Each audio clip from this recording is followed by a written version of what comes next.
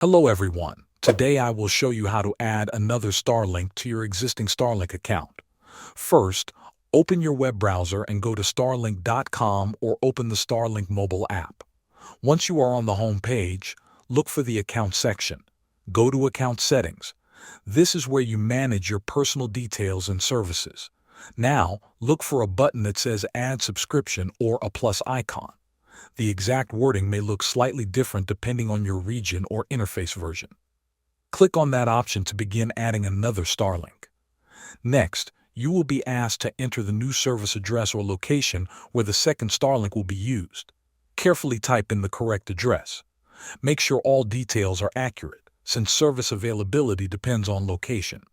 After entering the address, you will choose the hardware and service plan. Select the Starlink kit you want and review the available internet plans. Pick the plan that fits your needs for that location. Take a moment to review your selections before continuing.